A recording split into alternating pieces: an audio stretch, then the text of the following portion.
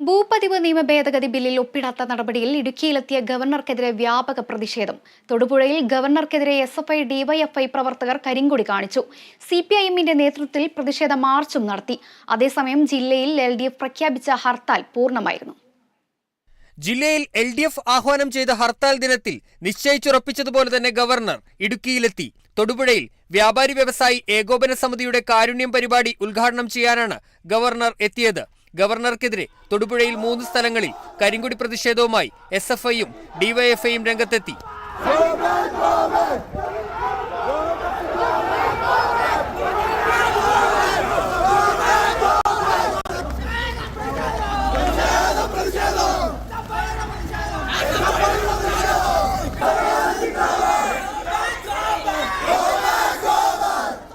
ഭൂപതിവ് നിയമ ഭേദഗതിയിൽ ഒപ്പിടാത്തതിൽ പ്രതിഷേധിച്ച് CPIMന്റെ നേതൃത്വത്തിൽ തൊടുപുഴയിൽ പ്രതിഷേധ പ്രകടനവും നടന്നു.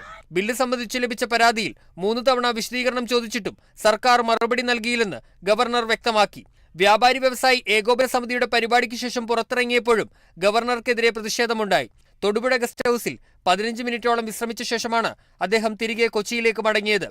ബില്ലിൽ ഒപ്പിടാത്ത ഗവർണറുടെ നടപടിക്കെതിരെ ജില്ലയിൽ LDF പ്രഖ്യാപിച്ച ഹർത്താൽ പൂർണ്ണമായിരുന്നു. Kerala vision news, Idukki. ഭൂപതിവ് ബില്ലിൽ ഗവർണർ ഒപ്പുവെക്കാത്തതിന് പിന്നിൽ BJP രാഷ്ട്രീയമെന്ന് CPM സംസ്ഥാന സെക്രട്ടറി MV ഗോവിന്ദൻ. ജനാധിപത്യ രീതിയിൽ സമരം ചെയ്യാൻ ജനങ്ങൾക്ക് അവകാശമുണ്ടെന്നും അദ്ദേഹം പറഞ്ഞു. രാജ്ഭവന് മുന്നിലെ LDF കർഷക മാർച്ച് ഉദ്ഘാടനം ചെയ്യുകയായിരുന്നു MV ഗോവിന്ദൻ. രാജ്ഭവൻ മാർച്ചുമാണ്